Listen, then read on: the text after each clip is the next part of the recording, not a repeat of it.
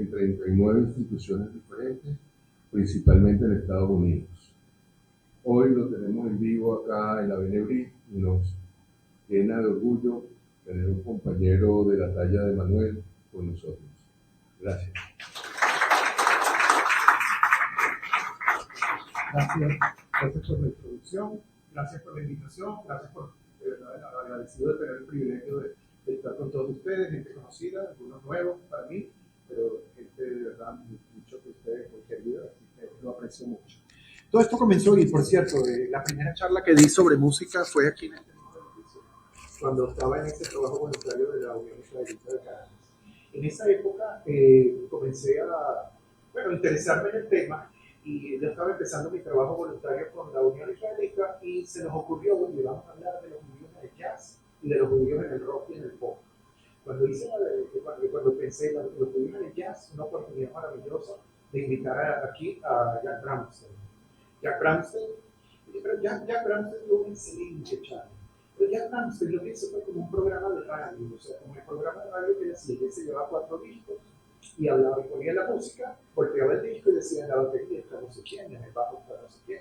Buenísimo, excelente música, que tal. Incluso ese día 4 músicos judíos. Pero yo quedé pensando, wow, pero debe haber algo más, o sea, hay que hablar un poquito de dónde viene, o sea, cómo se origina todo eso. Y hablé con un periodista, amigo nuestro, venezolano, muy bueno, en la enciclopedia de la música del rock, en general y del pop, y le pedí que si él podía dar la charla del rock y el pop, de los judíos en el rock y el pop. Primero me decía que es interesante, pero no le pago. Y yo lo volví a contactar y no avanzaba, y dije, oye, lo voy a tener que dar yo. Lo primero que hice fue entonces correr a comprarme esto. Me compré estos 3 libros para aprender a ver, y bueno, este era chévere, tenía un montón de información interesante. Un músico por página, 100 páginas, 100 artistas. Y hay una lista en esa época como de 30 artistas interesantes que eran tuyos y que habían participado en el nacimiento del rock. Pero ese libro me ayudó a agregar unos cuantos más. Después me leí y este fue maravilloso. Rock and Roll Juice, by Michael Gilligan. Este cambió mi vida, porque va hacia el pasado. O sea, yo pensaba, bueno, el nacimiento del rock, los judíos, el nacimiento del rock, años 50, el nacimiento del rock, no. Se iba mucho más allá, 1910, 1920. Y yo decía, wow, pero ¿por qué se va tan atrás? Y la historia me pareció fascinante. Y luego encontré este que explica, interesante porque dice, luego encontré este que me pareció que se queda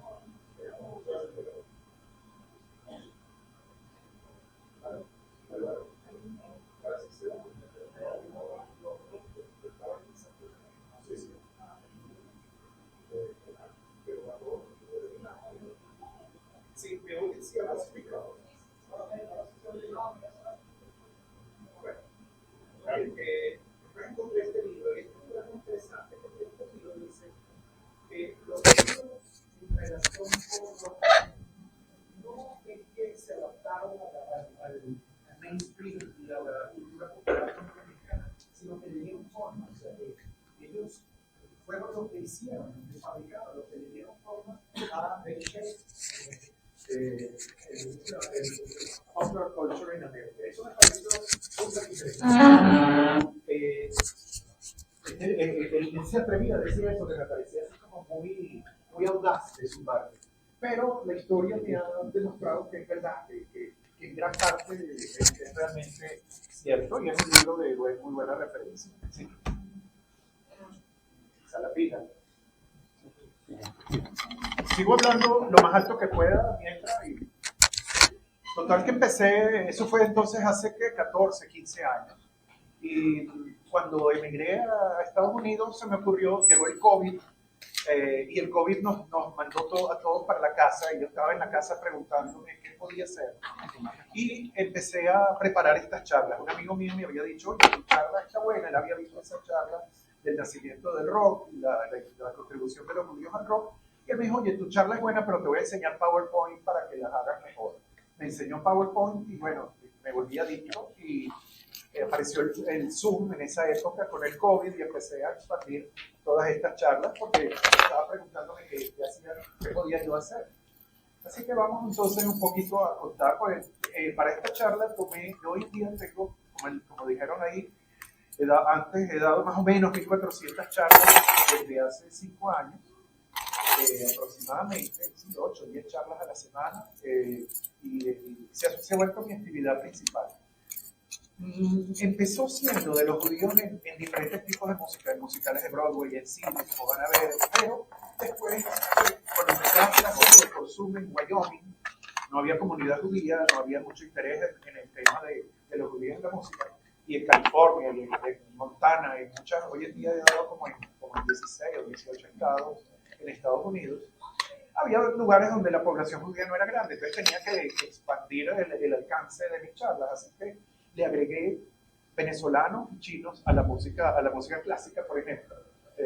Gente como Julia Wang, si daba una de pianistas, de grandes pianistas, muchos han sido judíos, Mata Ariel, o Vladimir Horowitz, o Rubinstein, etc. Oye, yo me di cuenta que si le agregaba a Lang Lang y a Julia Wang y a algunos más de otros países, y a Gabriela Montero, ya tenía algo interesante que enseñar, que ya no era del tema judío. Entonces a eso me he dedicado. Hoy en día, los últimos 3 años han sido charlas principalmente, rara vez el tema judío. Solo cuando alguna institución judía me lo pide, quizá como el caso de hoy, pero en general es música del cine, música de Broadway, la historia de Broadway, la historia del jazz, del blues, del rock, etc. Entonces, como hoy estamos un poquito más enfocados en la parte de la contribución de los judíos a la cultura popular norteamericana, decidí entonces omitir lo que llamaríamos alta cultura, o sea, la música clásica no la incluí en la charla de hoy, pero tengo demasiado material de cualquier manera. Recomienda que en una charla de estas, más o menos en una charla de hora y pico, hora y media, porque yo creo que voy a tardar, no sé si es lo normal. Ok. Yo tengo para un poco más. Se recomienda normalmente 36. Una vez alguien dijo, no, unas 36 a 40 diapositivas por charla. Yo tengo como 4 veces eso acá. Así que voy a tener que correr un poquito con las historias. A veces me van a decir, oye, vas muy rápido y no pusiste un ejemplo musical o tal. En algunas veces, en algunas oportunidades voy a tratar de poner ejemplos musicales, pero a veces hay música y cosas que ustedes ya conocen. Vámonos un poquito hacia el pasado y tenemos a los inmigrantes judíos. Y llegaban, como dijo Rubén el otro día, 2,5 millones, dijo él en la semana pasada, 2,5 millones de judíos llegaron a Estados Unidos entre 1880 y 1920. Durante esos 40 años llegó una población masiva a Estados Unidos. Aquí lo vemos a la derecha cuando cambiaban sus nombres en esa isla donde los recibían y se registraban, daban su nombre, inventaban un nombre o hacían, inventaban nombres y apellidos, ponían they anglicized, ponían apellidos anglosajones basados en sus apellidos originales, o algunos permanecían con sus propios apellidos y se adaptaban a la vida americana mudándose a una región del sureste de la isla de Manhattan, y así vivían. Casi todos eran gente muy humilde, que eran comerciantes, venían del este de Europa, de los pequeños pueblos donde no tenían mucho acceso a las universidades, ahí no había ingenieros, abogados, médicos, realmente eran comerciantes básicamente, lo que llegó la mayoría de ellos. Algunos músicos callejeros, comerciantes, gente con muy baja educación. Y vivían, como ven ahí, muy humildemente y muy hacinados. Esta es una foto en la misma calle, la tomé hace 3 años cuando visité eso, buscando encontrar esa huella de los judíos en Nueva York, y me desilusioné totalmente, porque no había nada que indicara que los judíos vivían ahí. Hay un museo, el Penn Museum, que no es ni siquiera muy concentrado en la parte judía, sino en general cómo vivían los europeos cuando se establecieron ahí. Encontré algunos lugares judíos, como ese del Pickle Skin, pero resulta que es de los años 80, o sea que es muy reciente. Y eso sí, díganme cómo se llama, no mi esposa, cómo se llama el lugar donde estamos comiendo. Es un deli de sándwiches muy famoso, perdón, Katz. ¿Quién lo dijo? Sí, Katz's Restaurant, Katz's Deli. Eso fue es una de las pocas cosas que encontré que me sonara a herencia judía. Y un letrerito, ven ahí un letrerito de tumbas y cosas del cementerio y tal, en una de las calles con letras en hebreo o en yiddish, el mismo alfabeto. Eso fue lo único que encontré de huella judía. Yo me desilusioné mucho porque si camino un poquito desde ahí, está Chinatown, y en Chinatown te sientes totalmente sumergido en Hong Kong. Y si vas y al lado está Little Italy, aquí está. Fíjense, el Lower East Side, aquí es donde vivían los judíos.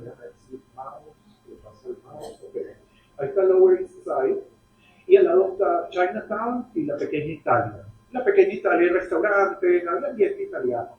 Y en Chinatown ni se diga. Entonces eso ya nos dice algo. Los judíos llegaron y después de haber llegado, después de esa gran oleada, se dispersaron por el país. O sea, no se integraron muy bien en la sociedad norteamericana, sobre todo si lo comparamos con los chinos, por lo menos con Chinatown, que en Chinatown hay gente que llegó en esa misma época, en esa misma oleada, hace 100 años, pero están ahí hablando chino y se sienten totalmente en Hong Kong hablando cantonés o mandarín. Algo que trajeron los judíos fue el teatro yiddish. Recuerden que venían de pequeños pueblos esparcidos, entonces, estando tan concentrados en el Lower East Side, en esa zona de Manhattan, todos los músicos se pusieron de acuerdo y empezaron a hacer teatro y necesitaban entretenimiento, según iban progresando económicamente, encontraron un entretenimiento en el teatro yiddish. Empezaron en una pequeña calle, pero luego se mudaron a la segunda avenida, Second Avenue, y empezaron con pequeños lugares, pero luego terminaron construyendo teatros grandes, como ese teatro que vemos ahí a la derecha, que cabían 2.000 personas, o sea, ya había capacidad, y eso es muy interesante, porque vendían 2 millones de tickets al año. Hoy, si lo comparamos con Broadway hoy en día, en Broadway se venden de 15 a 17 millones de tickets, vamos a decir 16 millones de tickets promedio. 2 millones de tickets hace 100 años en Yiddish es mucho, porque en esta época, hoy en día llegan cientos de aviones todos los días con un montón de turistas que vienen a ver musicales de Broadway, que compran esos 16 millones de tickets, además del público local. Entonces, 2 millones de tickets hace 100 años en teatro Yiddish en la Nueva York de hace 100 años es extraordinario, o sea, es una cifra que me parece descomunal. Y con el teatro hay las tiendas de música, las floristerías, los cafés, los restaurantes, además todo lo que mueve, hay productores, escenógrafos, actores, o sea, era una industria realmente muy grande, con 20 o 30 shows al día. Muy impresionante realmente. Los Tomaszewski fueron un ejemplo muy importante, una pareja que se conoció en Nueva York, y su nieto es un famoso director de orquesta. ¿Alguien sabe el nombre? El nieto de los Tomaszewski. Michael Tilson Thomas es uno de los directores más importantes de Estados Unidos, muy importante en San Francisco, muy importante en Miami, porque creó una institución muy grande, con un donativo muy grande de Carnival, que los israelíes de Carnival, los dueños, hicieron un donativo de cientos de millones de dólares para crear una institución educativa y un teatro maravilloso, una sala de conciertos maravillosa en Estados Unidos. Como saben, Nueva York crece del viejo centro hacia el norte, y desde 1870 hasta 1940, en esos 70, 80 años, se desarrolla en una zona, en el corazón de Manhattan, lo que se llama el Tin Alley. Tin Alley, si leen un poquito ahí, dice Music Publishers. El negocio de la música, antes de ir a comprar discos, antes de ir a comprar música grabada, el negocio de la música era registrar la música. O sea, y los judíos que vivían en esa zona, como vimos, muy humildes y no tenían muchas oportunidades de trabajo, no tenían acceso a los mejores empleos. Muchos jóvenes judíos dijeron, oye, vamos a escribir canciones. Y además tenían la escuela del teatro yiddish, y había una herencia, había la influencia de las obras de teatro de Gilbert Sullivan, había el nacimiento del jazz, exacto. Muy importante que a la vez que llegaron esos 2,5 millones de judíos a Nueva York, también llegaron al norte, también emigraron del sur al norte, 6 millones de afroamericanos. ¿Okay? 6 millones de afroamericanos que trajeron el jazz desde Luisiana y de los estados del sur hacia Nueva York y se establecieron un poquito más al norte, en Harlem, en los bares de jazz, y eso atrajo mucho a la población judía y a la población no judía. Entonces, y llegaron los irlandeses con su música, los irlandeses en Estados Unidos, por ejemplo, se celebra San Patrick, la fiesta de San Patricio era una fiesta como nacional, o sea, la influencia irlandesa es muy grande y hay teatro irlandés y los bailes irlandeses. Todo eso pasó a formar parte de la cultura popular norteamericana.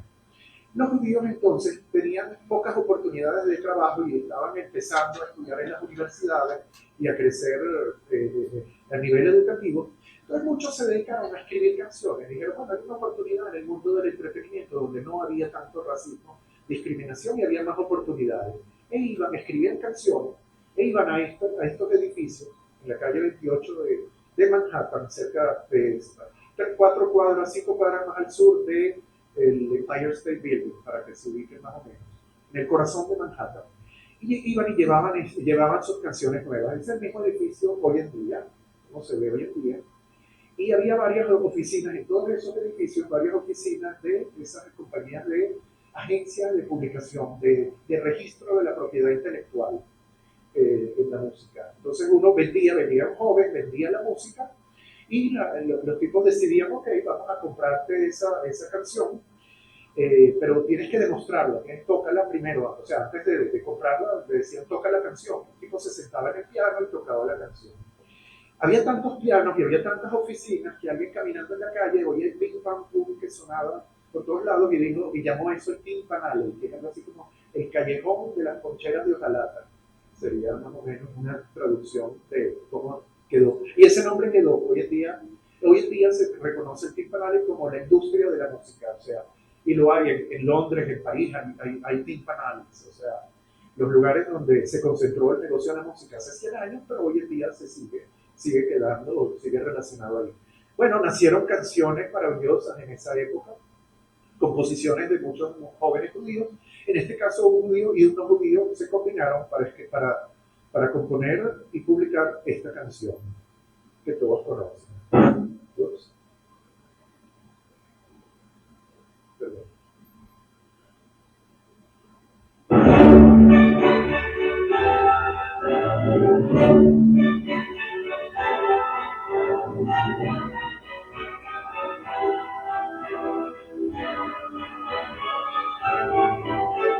El himno del béisbol, todos lo conocemos. Se toca en los séptimos innings de muchos de los juegos de béisbol de grandes ligas. Men who started out with nothing and transformed themselves into... Muchos judíos que trabajaban en el negocio, como dijimos, los judíos que llegaron eran comerciantes principalmente y se metieron en el negocio de la ropa. Eso les era natural, venían de Europa de vender ropa y se dedicaron a vender ropa en Nueva York. Pero mientras vendían ropa se dieron cuenta que entre una temporada y otra, entre la temporada de verano y la de otoño y eso, había un tiempo en que venía menos gente a las tiendas. Entonces pusieron una cosa que se llama Nickelodeon, que era un aparato donde tú metías una monedita y veías una peliculita. Era el nacimiento de la industria de la cinematografía. Se dieron cuenta que la industria cinematográfica tenía un potencial, pero se dieron cuenta que Thomas Alva Edison le ponía muchos peros porque él tenía unas licencias y no les daba las licencias a ellos para autorizarlos a trabajar en la industria cinematográfica. Entonces ellos lo demandaron y ganaron, pero de cualquier manera dijeron, oye, pero vámonos lo más lejos que podamos de Nueva York. Así que una cantidad importante de judíos se fueron a buscar una región de Estados Unidos donde pudieran desarrollar la industria cinematográfica, Hollywood, en California, lo más lejos que encontraran de Nueva York, y así fue. Y esa es la historia de todos estos judíos de origen polaco que crearon los estudios de Hollywood. Fíjense en esto, como todos vienen de la industria o del negocio de la ropa de una manera u otra. Jews were far from most industries, but they created a new one, Hollywood. Nearly every major studio was founded by first-generation Jewish immigrants. They were working-class people, mostly from vaudeville and the garment industry, who saw an opportunity in cinema, which lacked the anti-Semitism of more established industries. Carl Laemmle marketed clothing before starting Universal. Adolf Zucker sold furs before starting Paramount. Shmuel Geldfish quit selling gloves, changed his name to Samuel Goldwyn, and partnered with Louis B. Mayer and Marcus Lowe to form MGM. The Wansal brothers entertained at fairs with a film projector before changing their name and started Warner Brothers. In the 1930s, thousands of Jewish directors, writers, actors, and composers in Europe fled Nazism. Muchos, como está diciendo ahí, escaparon del nazismo, empezaron a llegar compositores a Hollywood para trabajar en el negocio. Vieron que casi todos los que están a la izquierda tenían que ver con el negocio de la ropa antes de crear los estudios. Bueno, uno de esos muchachos jóvenes que iba que presentaba su música, que llevaba a registrar su música fue Irving Berlin, nacido en Siberia. Llegó a los 5 años a Estados Unidos, quiere decir que su lengua materna no era el inglés, pero lo aprendió muy rápido y lo aprendió vernáculamente. Él era muy humilde, la familia era muy humilde, perdió a uno de sus padres cuando era un niño, así que salió a la calle a los 10, 11, 12 años, salió a ver cómo se ganaba la vida. Y era un muchacho, un repartidor, y como tal iba de un lugar a otro y cada vez que encontraba un piano se sentaba y aprendió a tocar el piano de esa manera y compuso durante su vida, vivió 101 años y compuso 1500 canciones. Empezó a escribir canciones a los 18 años, a los 23 ya era muy rico porque había pegado fuerte una canción que se llamaba Alexander Ragtime Band, y en toda su vida, en esos 100 años, compuso 1500 canciones. Vamos a ver cuántas podemos abarcar hoy. We'll attend their jubilee and see them spend their last 2 bits. But nonetheless, Esa la conoce. Y esta también, Chick to Chick. and I signify the happiness I see. When we're out together, down bits in the tree. ¿Quiénes son? ¿Quiénes cantan? Lady Gaga. Muy bien. I'm dreaming of a white Christmas. Este es el single más exitoso de la historia. O sea, este es el sencillo que se ha vendido más en la historia de la industria de la grabación, porque todos los años vuelve la temporada navideña y vuelve a venderse. Y vuelven a grabarla y se vende la de Bing Crosby y se vende y las nuevas también. O sea, él una vez llegó del fin de semana y habían pedido que escriba canciones para una película y él llegó con esta canción y le dijo a su secretaria, porque él tenía también una compañía de publishing, de registro de la música. Él le dijo a la secretaria, toma, registra esta canción que escribí el fin de semana, creo que es la mejor que he hecho. Más bien, creo que es la mejor canción que se ha hecho. Dijo él. Y tenía razón, porque, bueno, ahí están los números. O sea, es el single más vendido de la historia de la música.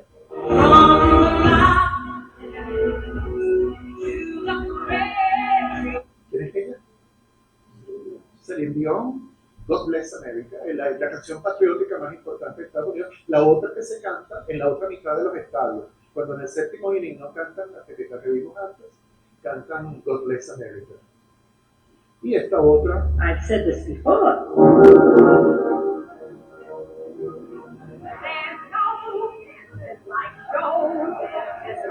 There's no business like show business. Bueno, esos son 5 ejemplos, 4 o 5 ejemplos de la música de Irving Berlin.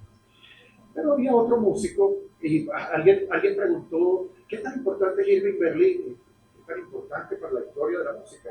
Él es la historia de la música americana. Ese era Irving Berlin. Bueno, pero había otra persona, había un contrapeso, vamos a llamarlo así, o un compañero, eran muy buenos amigos. Gershwin, hay varias diferencias. Gershwin venía de una clase media baja, no tan humilde como la de Irving Berlin, y le compraron un piano a su hermano, pero el que se sentó en el piano no era su hermano mayor, que era Ira, que se convirtió en un lyricista, letrista de canciones, un compositor, pero que hacía la letra de las canciones. El que se sentó en el piano y aprendió rápidamente el piano y recibió clases y todo su conocimiento del piano fue George Gershwin. Personaje fascinante. Murió apenas a los 38 años y es uno de los músicos más importantes de la historia, quizá el músico más importante del siglo XX y quizá el músico más importante de la historia de Estados Unidos, puede ser. Si no, está en el top 5 seguro, 100%. La obra que cumplió hace un año, cumplió Rhapsody in Blue, un siglo, pero es una pieza maravillosa porque él quería ser un músico serio. Su manera de ganarse la vida, él cuando aprendió a tocar piano, fue a esas compañías, a esos edificios donde estaban las empresas de publicación, de registro de la propiedad intelectual de las canciones, y él demostraba la música. Le decían, siéntate y muéstranos lo que escribiste. Ahora también les decía, mira, vino antes un muchacho que no tocaba el piano, pero escribió otra canción, puede demostrarla también. Entonces leía la partitura y tocaba de oído, o sea, tocaba un lector visual así muy rápido. Entonces él se convirtió en lo que se llama un song plugger. un demostrador de música, no solo de la de él, sino de la de otros. Y en las noches se iba a los bares de Harlem a aprender la música de los negros, esa era su pasión. Entonces empezó a escribir canciones para Al Jolson, por ejemplo, para teatro, para obras de Broadway, como esta.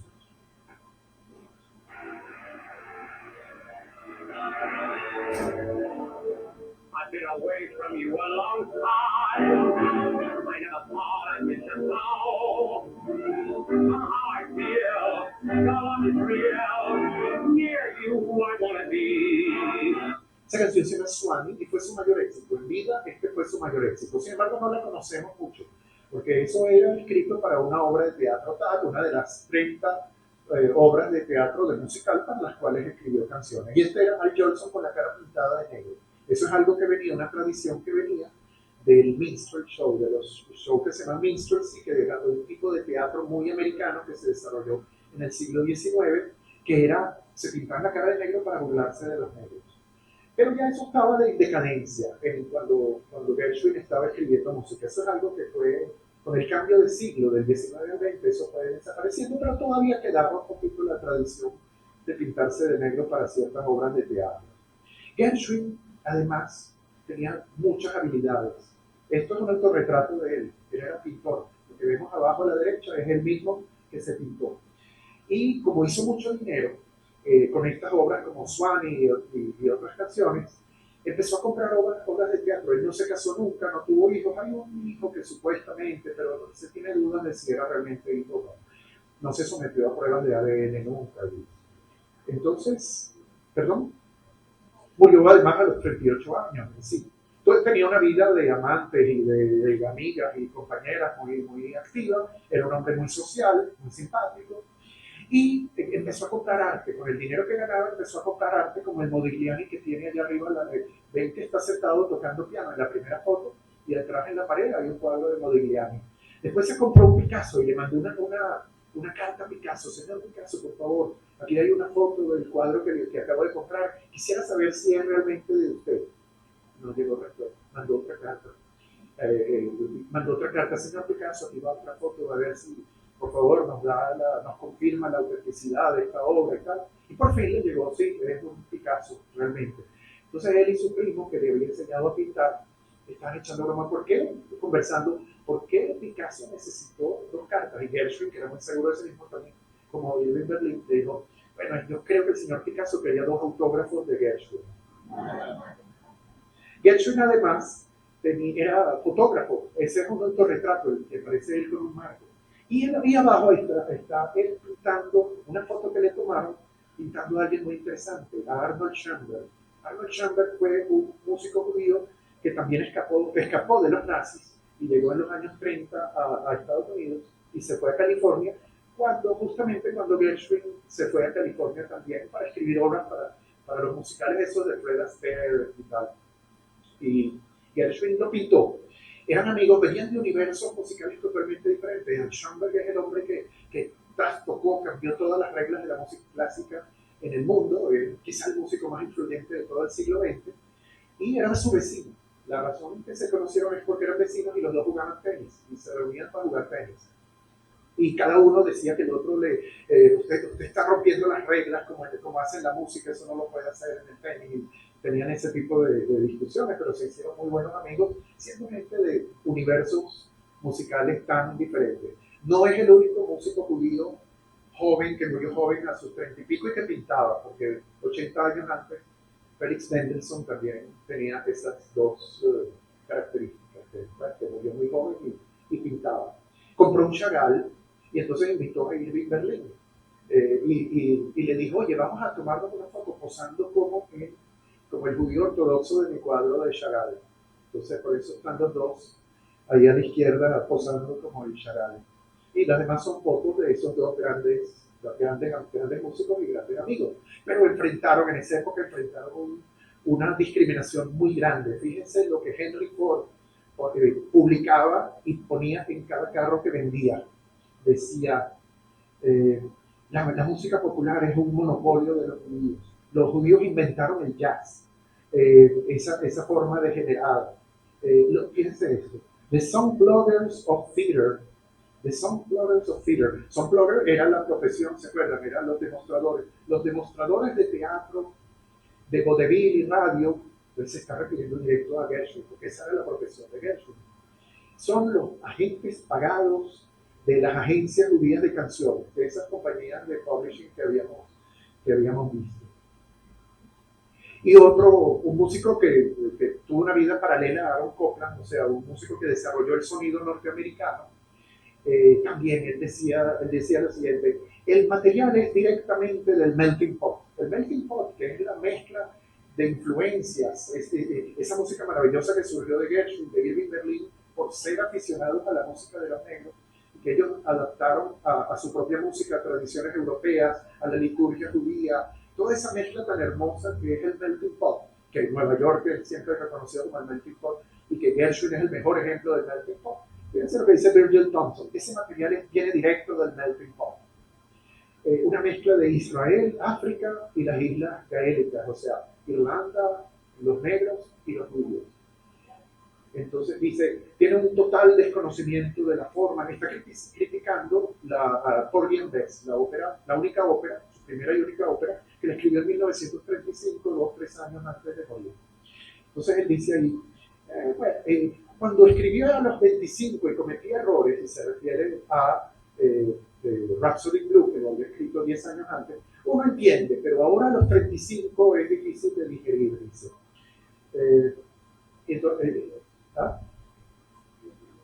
Sí, ¿no? Totalmente muy antisemita todo lo que está escribiendo, o sea, la crítica y todo eso. Y a eso se enfrentaron todos estos músicos en esa época.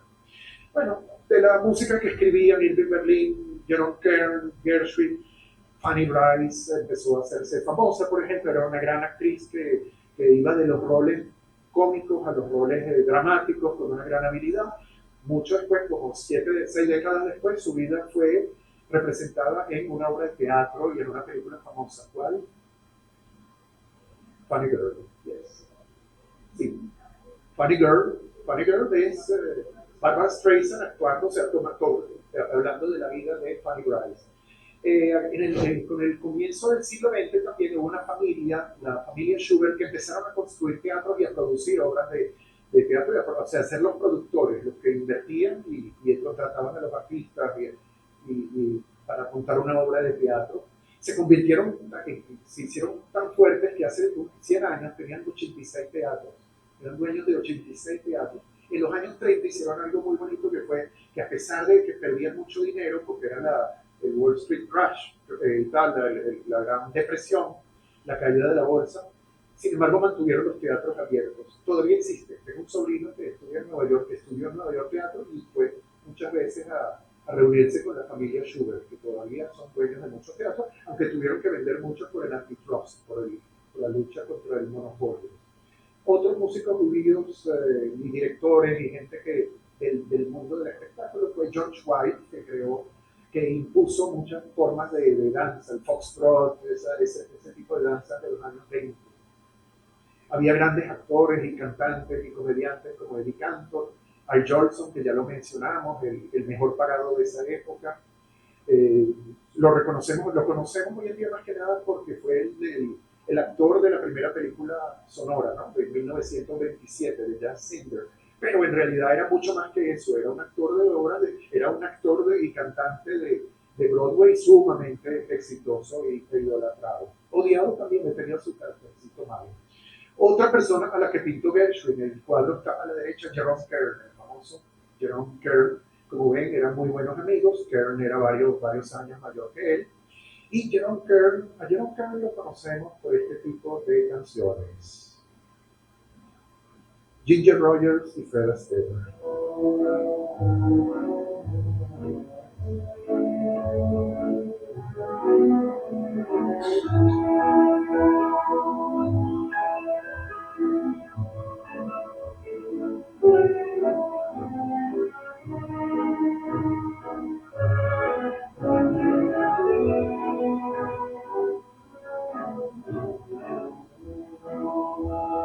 Las 10 películas que hicieron Fred Astaire y Ginger Rogers tienen música de Gershwin, de Irving Berlin, de Jerome Kern. Casi todas son compositores, o sea, casi todas fueron películas hechas a partir de música escrita por músicos judíos. Pero siguiendo con John Kerr, se unió con un joven que se llamaba Oscar Hammerstein y sacaron Showboat en 1927. Quizás me atrevo a decir, el musical de Broadway más importante y más influyente de la historia. Fue el primer musical de Broadway que atacó temas serios como problemas maritales, racismo, alcoholismo. Eso no era normal. Normalmente, en aquella época, los musicales de Broadway, la gente decía, vamos a ver una comedia musical. La gente lo llamaba musical comedy, no decían, vamos a ver un musical. Porque eso era comedia, era ir a divertirse. Y de repente aparece esta obra de teatro con un tema serio. Eso fue un cambio dramático. En este mismo edificio donde estamos, vino Callito Aponte hace unos 15 años y cantó esta misma canción.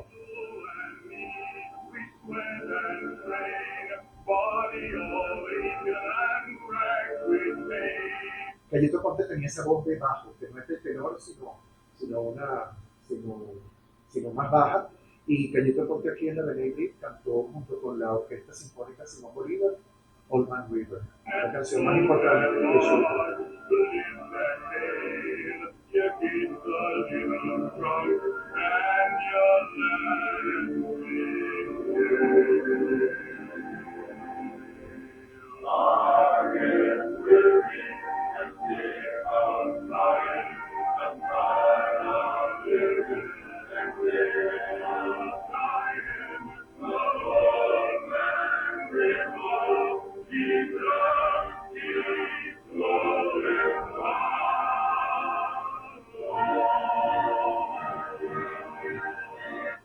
Paul Robeson, que fue un gran actor, un atleta también y luego activista político. Tuvo que irse del país durante la persecución del macartismo.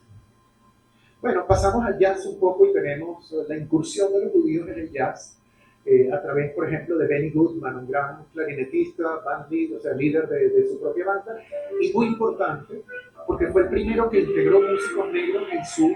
Es como, él introdujo a Lionel Hampton y el nombre del pianista Teddy Wilson en su banda, y esos fueron como los Jackie Robinson de la música, o sea, los primeros músicos negros que tocaban con músicos blancos en bandas de jazz de blancos, y él hizo que el jazz, que había sido una música mal vista, igual como el tango en Argentina, como una música popular de segunda clase, pasara a ser una música importante. O sea, uno de sus grandes méritos es haber ayudado en gran manera a que el jazz se hiciera importante. Pero él no fue el único judío clarinetista y band leader, o sea, líder de su propia banda. Había otro que se llamó Artie Shaw, que lo vemos ahí abajo a la derecha.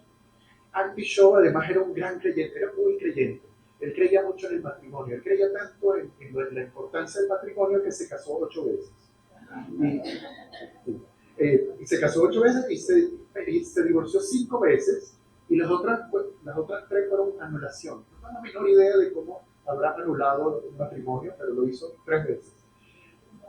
Sí, pero y miren con quién se casó, con Lana Turner, Ava Gardner, Doris Dowling, Evelyn Case, las mujeres más bellas de Hollywood. 4 de ellas fueron sus esposas. Se retiró de la música a los 43 años, vivió hasta los 84, pero a la mitad de lo que fue su vida, se retiró. Quizás estaba muy ocupado con los divorcios, no sé, pero estaba muy entretenido, definitivamente estaba entretenido. Pero fue un gran músico de jazz de esa época.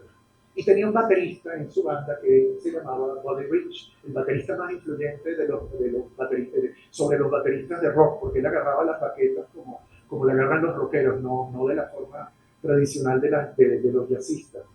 Y ha sido muy admirado siempre. Fíjense que hay 3 bateristas ahí. Buddy Rich, Jim Krupa, el otro gran baterista de esa época, y en vez de estar Max Roach, que sería el tercer gran baterista de la época, el que está es un tal Tormé.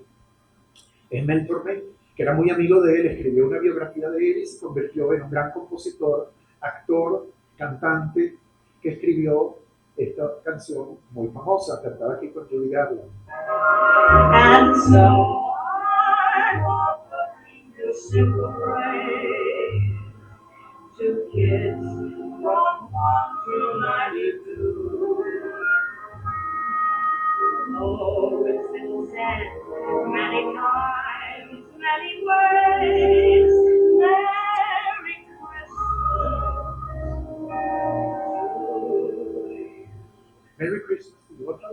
canción navideña escrita por un judío. Alguien hizo la estadística y de las 11 canciones más famosas de Estados Unidos de Navidad, 7 fueron, de las 11 principales, 7 fueron escritos por judíos. Ya hemos visto 2 de ellos. Es una curiosidad. ¿Y por qué? La razón es que no son canciones religiosas, son canciones que hablan de los valores familiares, de reunirse con la familia y de pasarla bien juntos con los amigos. Esos son valores universales, que no son necesariamente de una u otra religión. Así que tenemos esta conexión tan fuerte.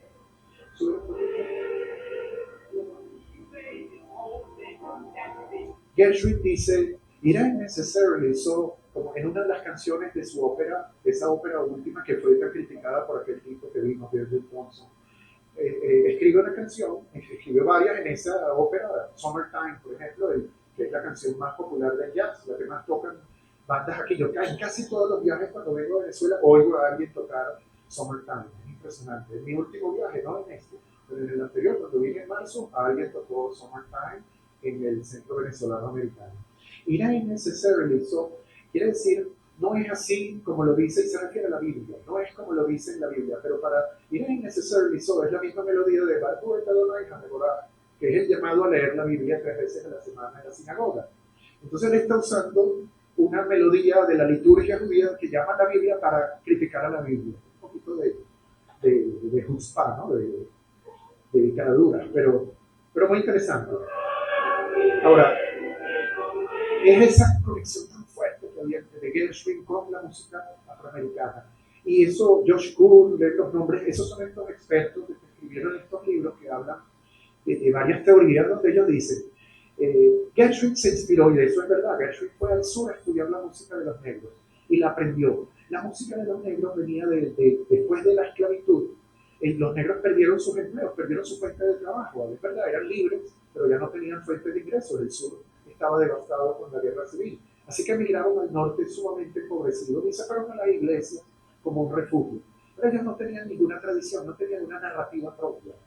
Y adoptaron la narrativa que encontraron en la Biblia cuando iban a las iglesias. Y la narrativa de la Biblia es la Biblia habla de la salida de Egipto, entonces se sintieron identificados con la historia de los judíos. Y con esa historia de los judíos escribieron varios de sus spirituals, de su música religiosa que es tan hermosa.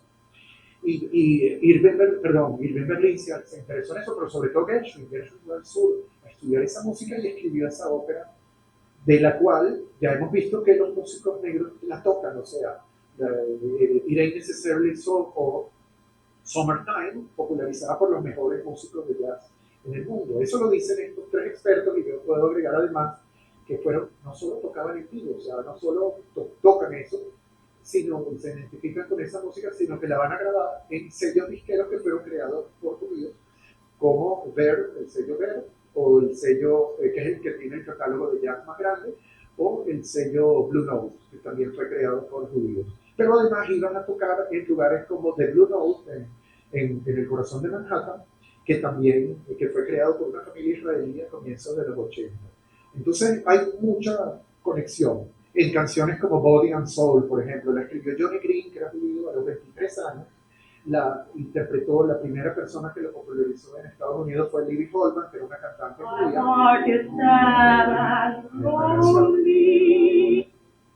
Y luego la tocó Benny Goodman con Teddy Wilson, justo en la época en que él empezó a integrar músicos negros en su banda. Justamente fue cuando interpretó Body and Soul. Y Louis Armstrong también tiene una famosa versión de Body and Soul, y Louis Armstrong, como saben, también está por todo el tiempo por las redes, su conexión con una familia judía que lo adoptó y le ayudó a comprar su primera trompeta, etc. Y aquí está Tony Bennett con Amy Winehouse también cantando Body and Soul. Body and Soul tiene entonces, es un perfecto ejemplo de esa conexión entre esas dos minorías que fue tan fértil y que alteró para siempre la historia de la música, la historia de la cultura popular norteamericana. Pero ejemplos sobran. Por ejemplo, Stan Getz. Stan Getz no solo era un gran saxofonista, líder de su propia banda y miembro de bandas importantes, sino que trajo a Estados Unidos la música brasileña.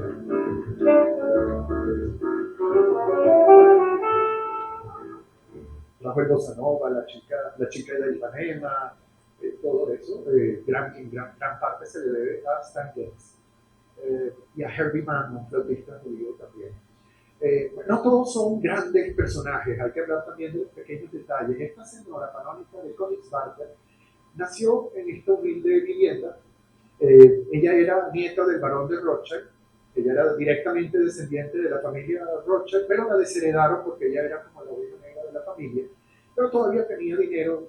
Se llamaba Panónica porque su papá, Panónica es una subespecie de mariposa, y su papá era fanático, el hijo del barón de Rothschild era fanático, uno de los hijos, era fanático de las mariposas y llamó a su hija Panónica. Y ella se casó con un señor Königsberger y aunque se divorció y iba a Estados Unidos, mantuvo el apellido. En ese Rolls Royce ella iba a buscar siempre por las noches a ese señor que está ahí a la izquierda. ¿Cómo se llama? ¿Ah? No. A Thelonious Monk. Él iba a buscar a Thelonious Monk y se convirtió en su protector, y no solo de él, lo llevó a vivir a su casa, pero no tenía ninguna affair ni nada. De hecho, mudó a su familia. Eso que ven abajo es una entrevista a los hijos de Thelonious Monk contando cómo él llevó a su casa a toda la familia, y una vez la metieron en la cárcel. Ahí cuando ven a la derecha, llegó la policía y le vamos a registrar su Rolls Royce, y encontraron droga, y la droga era de Thelonious Monk, pero ella dijo no es mía, porque a Thelonious Monk le iban a quitar una licencia si lo descubrían con droga para tocar en Nueva York, en el estado de Nueva York, así que ella dijo, y ella fue a la cárcel por eso, por protegerlo. Ella es conocida como la protectora, se han escrito libros sobre ella. Sí, se sacrificó, fue a la cárcel por varios días por culpa de, para que Thelonious Monk no pierda su licencia. Y bueno, se han escrito libros, hay 20 canciones por lo menos que se llaman canónica o dedicadas a ella por diferentes músicos. Ella ha sido importante. Otro músico de jazz, pero que lo conocemos más por sus otras facetas, fue André Previn o André Previn, un director de orquesta de las mejores orquestas del mundo, pero también era un pianista de jazz, curiosamente. No se casó 8 veces como el otro, solo 5. Una de ellas es esta actriz, ¿cómo se llama? ¿Quién es ella? Están cargando varios hijos de ella y algunos adoptados. Él tiene en la mano derecha a una niñita que se casó después con un director de cine muy famoso. Woody Allen. Exacto, ella es Mia Farrow, que era su esposa, y esa niñita, esa bebé que está cargando, cuando cumplió 25 años, Woody Allen se divorció de ella y se casó con la hija. Eso fue un escándalo muy famoso, ¿no? Fin de la sección de chismes. Y nos vamos al jazz. Hoy en día hemos hablado de varios músicos de jazz importantes, y este es mi músico de jazz favorito, como algunos aquí pueden certificar que están en mi logia musical. Y oye, un gran músico que no solo que lleva esa herencia de gran jazz, sino fíjense lo que dice un libro que se publicó sobre el Bill Frisell, el guitarrista que cambió el sonido de la música norteamericana. Él toda su música suena realmente muy americana. He tenido un par de chances de encontrármelo y de charlar con él, un tipo súper interesante. Y hay una inmigración muy interesante de jazzistas israelíes. Jorge Glenn, todos lo conocen, el famoso cuatrista venezolano. Siempre me dicen, yo estoy impresionado cada vez que toco con músicos israelíes. Hay como 100 en este país que son maravillosos, y me gustaría grabar un disco alguna vez con los músicos israelíes, como Anat Cohen.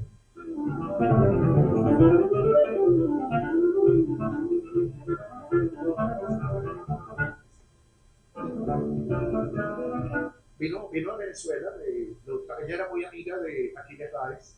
Aquiles Báez lo trajo a Venezuela y lo llevamos a tocar en Hebraica. Él tocó en Hebraica un concierto muy lindo, por eso está ahí con mi esposa.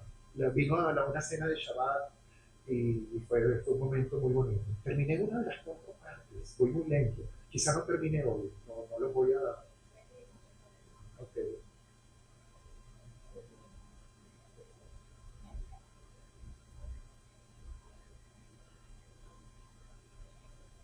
Cuando ustedes me digan ya llevamos 1 hora y media, ya estamos cansados, no sé qué, lo dejamos así, pero tengo material, vamos rápido.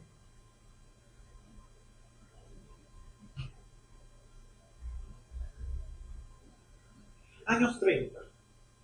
volvemos un poquito en el tiempo y encontramos un tipo que se llama Walter Winchell, que es muy importante. Él comenzó siendo músico, pero lo que se convirtió fue en chepacandela. Él era chepacandela en inglés. Era un tipo que manejaba los chismes y las novedades, inventó vocabulario de esa época y vocabulario que todavía se usa.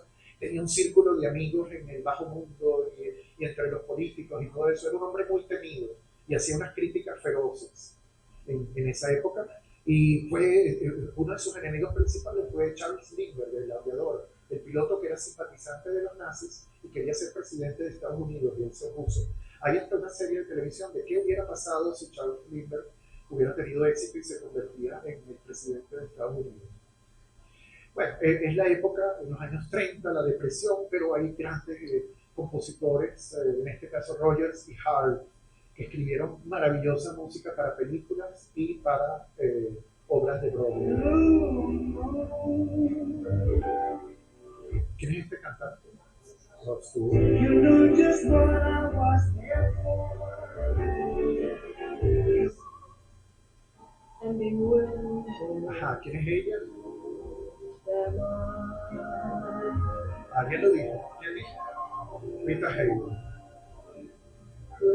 No hay nada más sensual que esta pieza, algo espectacular. Y entendí por qué mi papá estaba enamorado de Rita Hayworth cuando preparé esta clase. Esas eran las letras de Larry Harlow.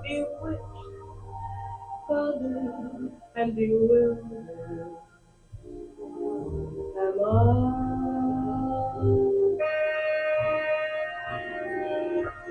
¿Quién es ese?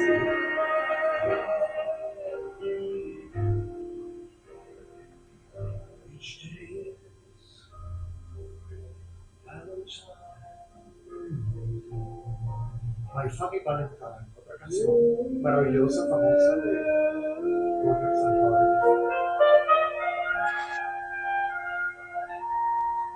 ¿Y el trompetista? Correcto. Bueno, es Rogers and Hart, escribieron maravillosos. Todas esas eran canciones para espectáculos de Broadway, para shows de Broadway. Igual que Harold Arlen, otro músico judío, que escribió una pieza muy famosa. La canción número 1, que es el 1 que tiene ahí, es considerada la mejor canción que se ha escrito para una película en la historia. Over the Rainbow, la esperanza de una niña todavía en blanco y negro por tener un mundo a colores. Después la película se vuelve a colores. La esperanza de una niña que está pasando por problemas en su casa y tal, en un mundo mejor, de que hay la esperanza de un mundo mejor. Esa fue escrita por Harold Arlen y Jim Harbaugh, de esta pareja que vemos aquí a la derecha. Pero Jim Harbaugh era un socialista, era un tipo con ideas progresistas y también escribió parte de esta canción. They used to tell me I was building a dream with peace and glory ahead. Es una canción de protesta, escrita en los años 30, en plena depresión, donde él dice, fui a la guerra, fui a las fábricas, construí el sistema de ferrocarril por el que este país es grande. ¿Por qué tengo que estar pasando hambre en una cola por un pedazo de pan? Once I built a railroad, now it's done. Brother, can you spare a dime?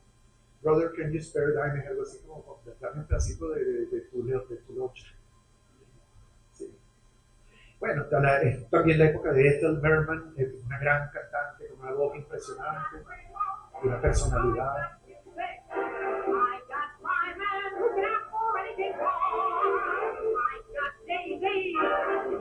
La primera dama de los musicales de Broadway, ahí está, en este videíto que no da tiempo de verlo completo, interpretando música de los Gershwin, de Irving Berlin, de Cole Porter y de Julie Stein y Stephen Sondheim. Una cantante extraordinaria, con un carisma, una personalidad increíble. Richard Rogers, lo vimos Rogers y Hart, hace 3 minutos oímos algunas de sus canciones. Resulta que Larry Hart se murió joven y él necesitaba otro socio. Y encontró ese socio en el que había hecho las letras de Showboat. ¿Se acuerdan Showboat? El que era aquel show tan importante, el más influyente de la historia. Bueno, 15 años más tarde reaparece entonces Oscar Hammerstein, esta vez trabajando con Richard Rogers, y en Oklahoma. Oklahoma es uno de los más populares shows que se han hecho y es el más popular de las escuelas. O sea, en Estados Unidos cada día, cada simple día, hay 600 personas, 600 lugares de Estados Unidos donde se está interpretando Oklahoma, donde se está representando Oklahoma. Puede ser en colegios, en universidades, en grupos de aficionados, en grupos profesionales. Oklahoma es el más difundido de los shows de la historia probablemente. Y tiene muchos aportes muy interesantes al desarrollo de los musicales de Broadway. Ellos dos, Rogers y Hammerstein, siguieron con Carousel. Carousel es maravilloso, Carousel es súper interesante, la música maravillosa. Uno siente que cada show es mejor que el anterior, pero es controversial hoy en día, porque hay violencia doméstica y en aquella época se esperaba que la violencia doméstica se resolviera en casa, no en la policía. Hoy en día entonces cuando vemos este show sentimos, wow, pero eso, ve a la policía, resuélvelo. No, la gente no iba a la policía en esa época, la violencia doméstica no se resolvía de esa manera. Entonces es un show que causa incomodidad. Pero por cierto, tiene una canción que se llama You'll Never Walk Alone, que es el himno del equipo de Liverpool. ¿Se acuerdan que hace como un mes se murió un jugador de fútbol portugués? La canción con que lo homenajearon en el cementerio y todo eso fue You'll Never Walk Alone, de Rogers y Hammerstein. O sea, son canciones de los musicales de Broadway que se vuelven himnos internacionales. Y abajo es un video muy lindo de un señor anciano que tenía 99 años y quería reunir $20,000 para ayudar y empezó a cantar para ayudar al COVID, en la época del COVID, para ayudar cuando se da cuenta que los enfermeros y los médicos estaban mal por culpa de atender el COVID, y quiso reunir 20,000 libras esterlinas y empezó a cantar eso y se viralizó y reunió como $30 millones. Entonces sí, por ahí creo que lo dice. No me acuerdo cuánto. Abajo 3 millones de libras. A 33 millones de libras, $40 millones. Él quería reunir $20,000 y reunió $40 millones con esa canción, sí. Otra obra de Rogers y Hammerstein, y fue cantando esa canción, o sea, él reunió eso cantando esa canción.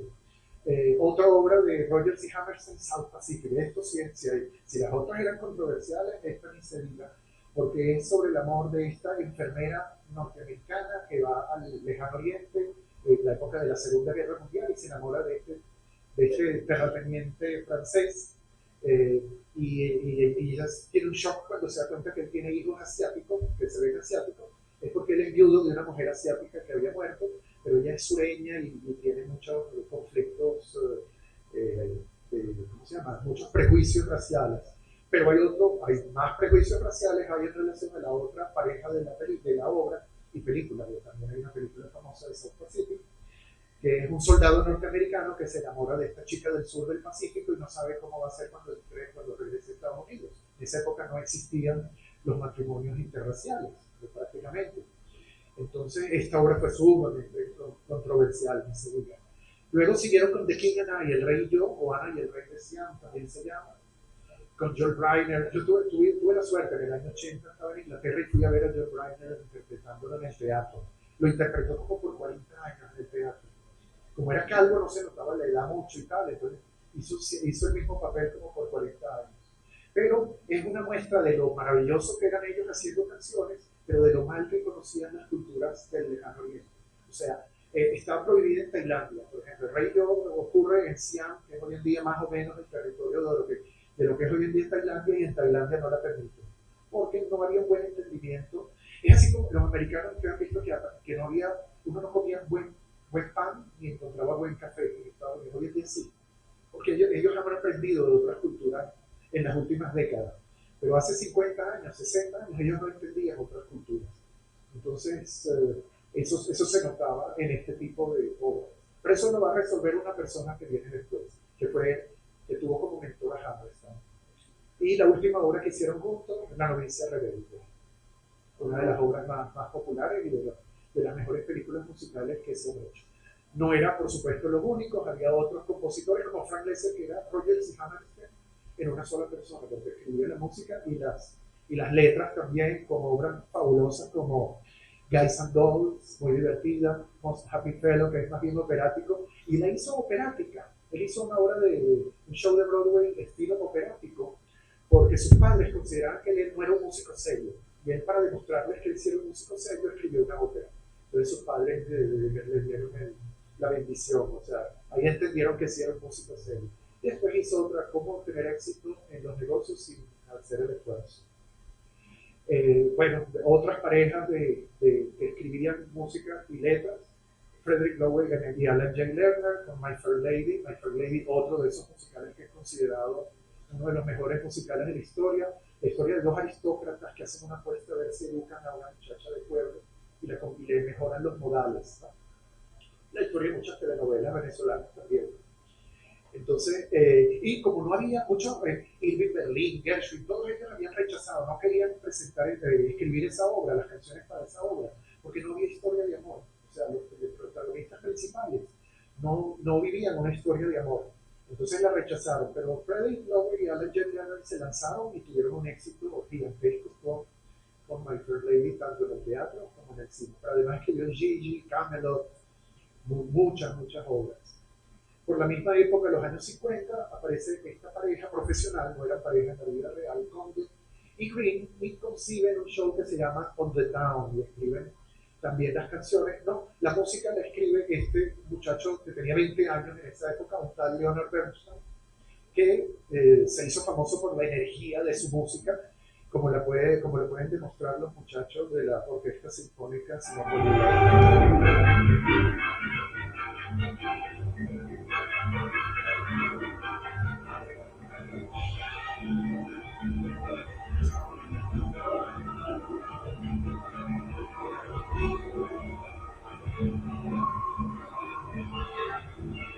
Dudamel y la Sinfónica Simón Bolívar han paseado esta música por toda la música de Leonard Bernstein, el mambo con el que ellos siempre terminan sus shows.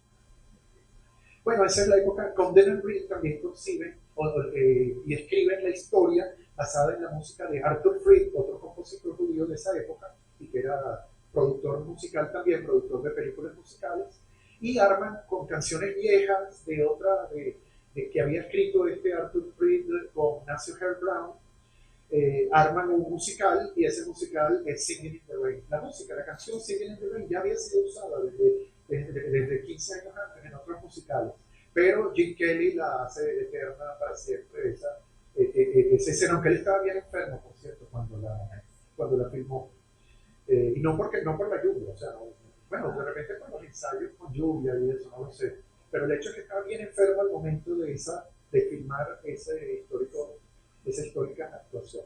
En On the Town y en otras de esas obras que hemos mencionado, empieza a surgir como bailarín primero y luego como coreógrafo Jerome Robbins. Jerome Robbins, uno de los coreógrafos, de los mejores coreógrafos que han existido, un hombre que llenaba el espacio vacío con cuerpos humanos y mandaba un mensaje fácil. Él no creía en esa danza complicada como cuando uno va a danza clásica, que uno no entiende a veces lo que están tratando de transmitir. Él siempre buscaba que la gente entendiera fácilmente lo que él trataba de transmitir con su danza. Jerome Robbins, uno de los grandes. Por cierto, Jerome Robbins, On the Town es una, pero cuando tenía 20 años, igual que Bernstein tenía 20 años y Condon y Green también, en ese On the Town.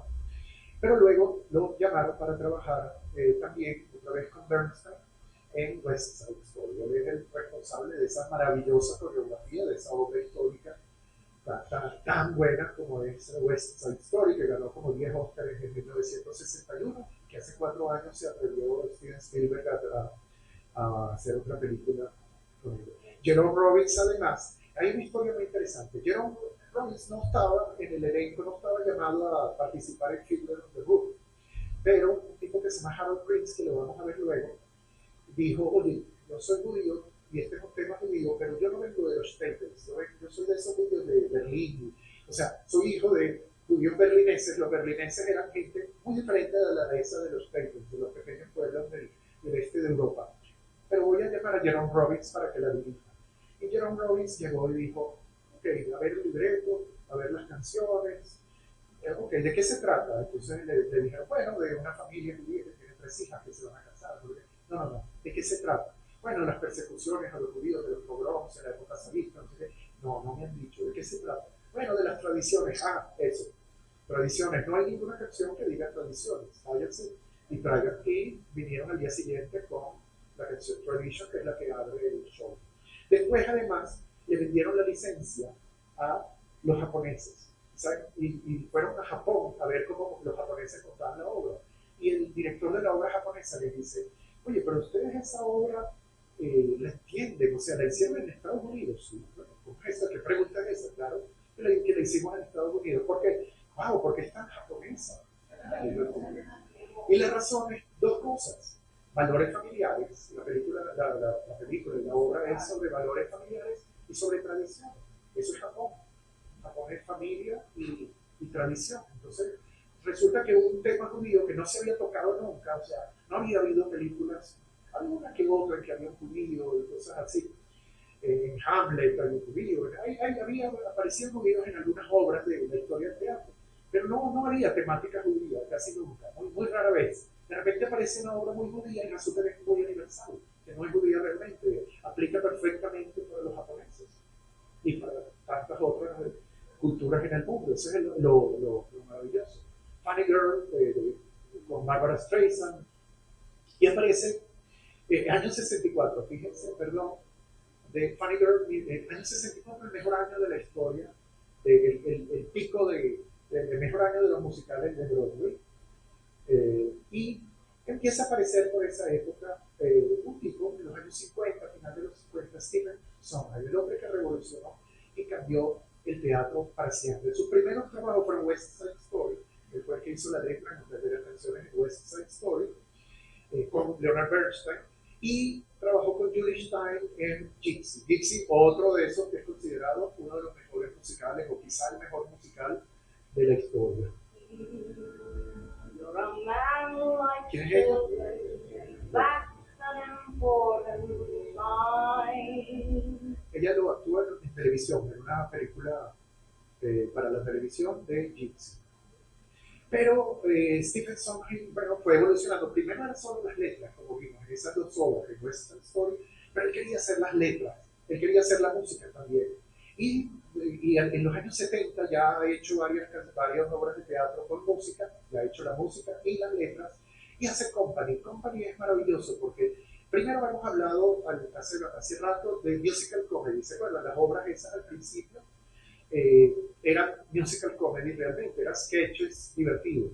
Luego aparece el book musical, Oklahoma o antes Showboat, que cuentan una historia bien dramática, bien desarrollada.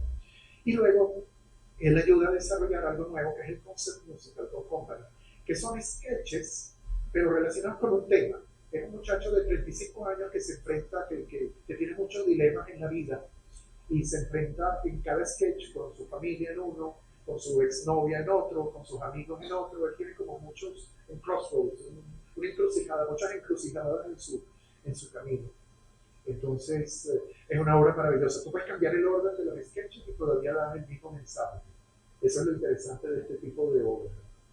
El Little Night Music, inspirada en una película de Ingmar Bergman, que tiene la canción, es sobre amores fallidos e historias de desilusiones, y ella siente, la mujer, la protagonista que está allá a la izquierda, siente que la vida es una farsa, y dice, send me the clowns, manden, en esta vida, en esta farsa que estamos viviendo, manden a los payasos, traigan a los payasos.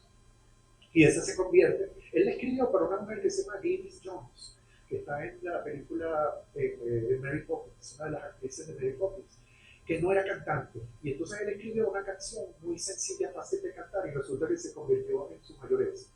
La canción más popular de Stephen Sondheim. Bueno, luego hizo Sweeney Todd, quizá recuerden la película, que aborda los aspectos, el lado oscuro de la naturaleza humana. Es un hombre que busca venganza y con la ayuda de aquella señora que está ahí, prepara pasteles de carne con las víctimas de su venganza. Pero son metáforas son metáforas de la condición humana, de la venganza, de la rabia y de la frustración. Esta es una escena de la película con, ¿cómo se llama este actor? Johnny Depp. Y pueden conseguir esa navaja en eBay. Harold Prince fue el productor de casi todas esas obras. Si se van a recordar de un solo nombre en la clase de hoy, y el nombre es Harold Prince, ganó 21 Emmys. si no me equivoco, de Tonys, pero el mayor ganador de Tonys de la historia, en cualquier tipo de disciplina de los Tonys. Fue director y productor de muchas de las obras de Sondheim, dirigía óperas también, dirigió obras de otras personas. Sondheim dejó de trabajar con él, pero siguió sacando muy buenas obras como Domingo en el Parque con George. ¿A quién se refiere? ¿Qué pintor es este? George Seurat, un puntillista, y es una obra que trata sobre los dilemas del artista, comercio versus arte, etc. Es una obra maravillosa. Es la época también la última época de los grandes productores de teatro. David Merrick era un tipo muy cómico. Él, por ejemplo, él era el productor, el que pone el dinero, o que reúne el dinero de parte de otros y alquila el teatro, llama a los actores, o sea, el que arma la obra, no el que la dirige, sino el que arma el espectáculo. Entonces, él, por ejemplo, un día, él sabía que lo iban a criticar con una obra. Entonces, él sabía que los 7 periodistas más importantes iban a atacar esa obra duro. Entonces, buscó en la guía telefónica 7 personas que se llamaran igual que los 7 periodistas que lo iban a atacar. Y los llamó y los invitó y los llevó a ver la obra, les dio cena, los trató muy bien. Y luego les preguntó, ¿qué te pareció la obra? Lo mejor que he visto en mi vida. O sea, él tomó nota de todo. Y lo publicó en New York Times, con la firma de esos tipos que se llamaban igual a los 7 críticos, que le iban a caer encima si hubieran sido los 7 críticos verdaderos. Ese tipo de cosas, y pagó una página entera de New York Times y la obra fue un éxito. En otra obra, de repente, había una obra que estaban pelando, la obra estaba malísima. Y de repente sube una mujer del público, se para una mujer del público y se monta y le da una cachetada al malvado de la obra, al malo de la obra. Y sí, eso llamó la atención de la gente y la gente empezó a comprar tickets, eso apareció en el periódico y resulta que él le había pagado a la señora para que se suba y le dé una bofetada y tal, y salvó la obra. En vez de perder dinero, por lo menos llegó a punto de equilibrio y recuperó el dinero. Bueno, es la época también paralelo a Stephen Sondheim que tenemos a Jerry Herman. Jerry Herman escribió Hello Dolly, 1964, ese año fabuloso. Y se hizo famoso por La Jaula de las Locas, llevada al teatro. Pero primero, ¿qué era La Jaula de las Locas antes de ser una obra de teatro? Si alguien se acuerda, era una película francesa. Era una comedia francesa que no era musical, maravillosa. Bueno, en Estados Unidos, Jerry Herman escribió las canciones para esa misma historia. Además cayó muy bien porque fue una crítica, o sea, era la época del SIDA, en los años 80. Había una antipatía general se creó una antipatía hacia la homosexualidad por el SIDA, por la epidemia del SIDA. Así que esta aproximación simpática a la vida gay fue muy importante en ese momento para compensar esa antipatía, para anteponerse a esa antipatía hacia la homosexualidad. Kander y Annette son responsables de esta pareja profesional que vemos ahí a la mano izquierda. Escribieron el tema de New York, New York, el que canta Liza Minnelli y Frank Sinatra, que es el himno de la ciudad de Nueva York, una de las canciones más populares del siglo XX. New York, New York, pero además son fundamentales en el cabaret. Ellos concibieron y escribieron cabaret y hicieron lo mismo con Chicago. Chicago creo yo que es la obra más exitosa hecha en Estados Unidos. Hay 3 o 4 obras de teatro musical más exitosas, pero son hechas en Francia o en Inglaterra. Las de Andrew Lloyd Webber o las de lo que hicieron Los Miserables. Pero Chicago es de Estados Unidos la más exitosa de la historia, sigue estando en cartelera. Y para eso contrataron a Bob Fosse, un gran coreógrafo, que con su esposa Gwen Verdon impusieron ese estilo de mover las manos, cruzar las rodillas, usar sombrero. Eso es muy Bob Fosse. Y fue sumamente influyente en la historia de los musicales de Broadway. Y otro gran bailarín y coreógrafo, ya hemos mencionado 3, Jerome Robbins, Fosse y Michael Bennett. Michael Bennett fue otro maravilloso coreógrafo, más completo, más versátil, no tan fácil de identificar como Bob Fosse, e hizo una obra muy famosa junto a un músico, Marvin Hamlish, que también era judío, que es A Chorus Line, ¿no? Basado en entrevistas que le hizo a 17 personas de un coro que se están tratando de ganar Marvin Hamlish además escribió la canción de una de las mejores películas de James Bond, de la época que para mí es la mejor época de James Bond, la de los años 70 con Roger Moore, junto a su pareja de esa época, Carol Bayer Sager. Y la canción es cantada por Carly Simon. Carly Simon, la vemos allá a la derecha, es hija de Simon & Schuster, de las publicaciones, los libros, la empresa editorial que casualmente también eran judíos. Carol Bayer Sager también y Marvin Hamlish también. La canción Nobody Does It Better, ¿se acuerdan? Una de las 3 o 4 mejores canciones que ha aparecido en una película de James Bond. Diamonds Are Forever con Marilyn Monroe, hecha por Julie Stein. Julie Stein es el que había hecho la música de Gypsy. ¿Se acuerdan de Gypsy? Hace como 5 diapositivas. Él mismo hizo, y esto es una escena histórica e icónica. O sea, esto ha sido imitado por Nicole Kidman en una película que se llama Moulin Rouge. Es una copia de hace una versión. O sea, esta es una de las escenas históricamente más famosas de la historia del entretenimiento. Grow cold as girls grow old, and we all lose our charms in the end. Let's quick for patient, these rocks don't lose their shape. Diamonds are girls' best friend. Son 2 mujeres americanas que son engañadas y tienen que arreglárselas para volver a Estados Unidos. Un gran productor que fue uno de los que salvó el teatro musical fue Joseph Papp, haciendo accesibles los precios de las entradas. Y tenemos a The Producers con el maravilloso Mel Brooks. Mel Brooks fue el primero que se atrevió a satirizar sobre los nazis en The Producers. The Producers es una burla a la Alemania nazi, en una gran parte del show. Y el tema es extraordinario, o sea, dos músicos, 2 productores de Broadway que tratan de hacer la peor obra posible para quedarse con el dinero de los inversionistas de la obra, y resulta que la obra es un éxito y no saben qué hacer porque la obra, todo empieza a salir bien. O sea, para ellos esperaban que todo empiece a salir mal y de repente todo empieza a salir bien. Y la obra es un éxito y ellos no saben, no están preparados para eso.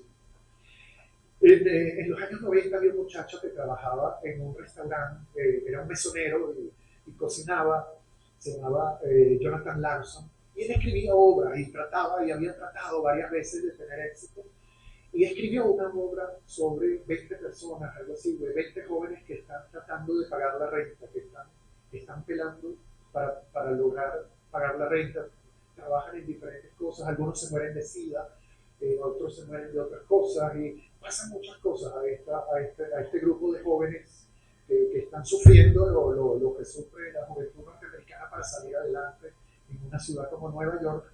Y resulta que el propio Jonathan Larson, la obra se estrenó fuera de Broadway y fue tan exitosa que luego la llevaron a Broadway y estuvo como 15 años en cartelera, una cosa así. Una de las obras más populares desde el año 96 hasta hoy en día. Y él murió antes del estreno. Lo diagnosticaron mal y no pudo ver el estreno, no pudo disfrutar. Murió siendo un humilde mesonero de un restaurante sin saber que hubiera podido ser muy rico después. O sea, que tuvo un éxito, que tuvo el éxito por el que llevaba 10, 15 años luchando. Y lo tuvo sin saber que lo tuvo. Sí, unos médicos lo diagnosticaron mal, le diagnosticaron que tenía una cosa y se murió de otra. Stephen Schwartz, me escribió Wicked, la obra, si tomamos en cuenta, desde el 2003 para acá es la obra norteamericana más exitosa. O sea, desde el 2003 para acá, la película, la parte 1 de la película la estrenaron el año pasado, se recordarán, pero él además trabajó en Pocahontas, El Jorobado, El Príncipe de Egipto. En El Príncipe de Egipto hizo la historia de Moisés y la salida de Egipto, hizo tanto la música como la letra. En algunas de las obras lo que hizo fue la letra. En muchas de las obras trabajó con este señor que está aquí a la derecha. Alan Menken es el segundo músico que más ha ganado Oscar en la historia. Es responsable de la música de La Sirenita, de La Bella y la Bestia. La Bella y la Bestia, vamos a verlo. Sí. Todo, si yo digo no es judío, pero los demás son judíos. José también, sí. Ahora díganme dónde está dirigido, dónde es este.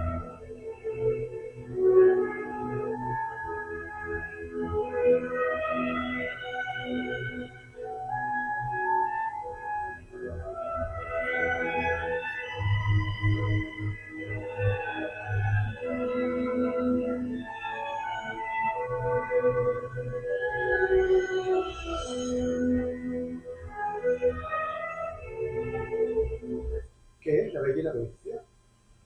¿Qué orquesta? ¿Y quién dirige? Es más difícil. La Sinfónica de Venezuela, la Concha Acústica de Bellomonte. Concha Acústica de Bellomonte, la Orquesta Sinfónica de Venezuela, dirigida por Alfonso López Chorier, que es el concertino de esa orquesta. Y él trabajó al principio con Howard Ashman. Howard Ashman escribía unas letras maravillosas para La Sirenita, parte de Aladdin. Él murió cuando estaba escribiendo las letras de Aladdin.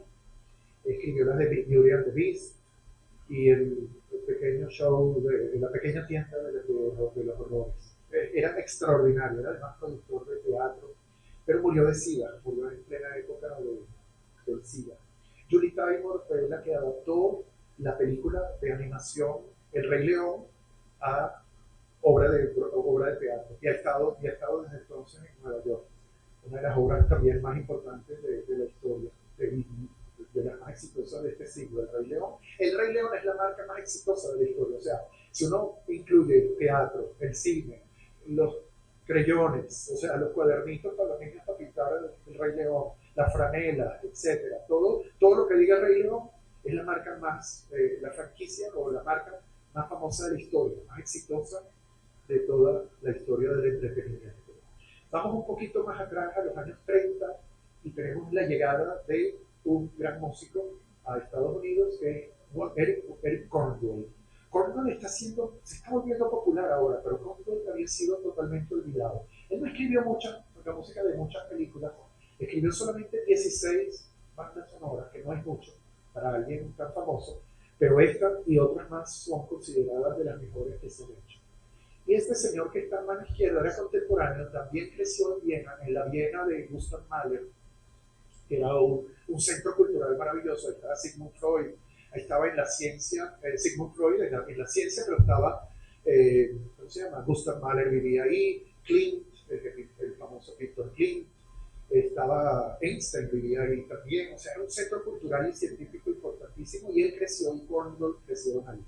Pero después fue a vivir a Inglaterra, y de Inglaterra, al estallar la Primera Guerra Mundial, como él era austríaco, no era muy popular ser austríaco en Inglaterra en la Primera Guerra Mundial, era el enemigo, así que tuvo que escaparse a Estados Unidos, y en Estados Unidos trabajó en Broadway, trabajó con Gershwin, con todos esos, con Jerome Kern, con todos ellos, pero alguien del negocio del cine lo vio y dijo, wow, te tienes que venir y se lo llevó a Hollywood.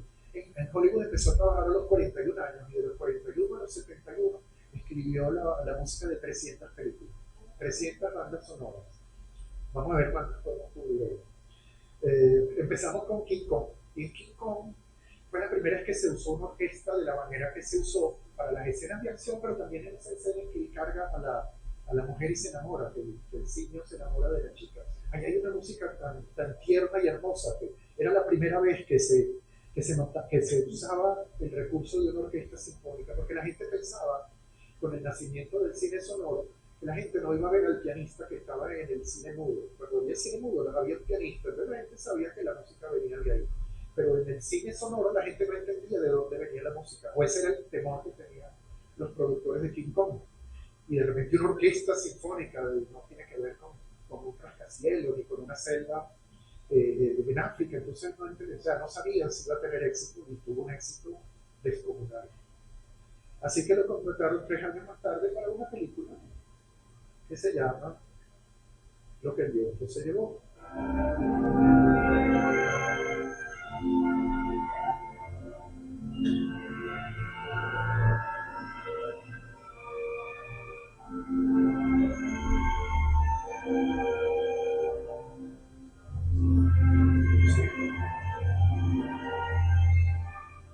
Ok, otra vez, ¿cómo se llama el director? ¿Cómo se llama la orquesta? Alfonso López, Alfonso López Chorier y la Sinfónica de Venezuela. Luego, bueno, para rematarlo, llaman después a Casablanca, la película. Se hicieron 50 películas en ese año, en el año de 42, pero sacada en el 43.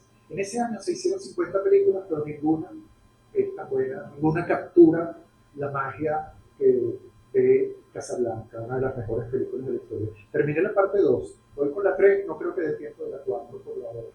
No sé, ¿no? ¿Ah? Ya llevamos 1 hora y media. Bueno, lo dejamos así y continuamos. No quiero forzar que de todas maneras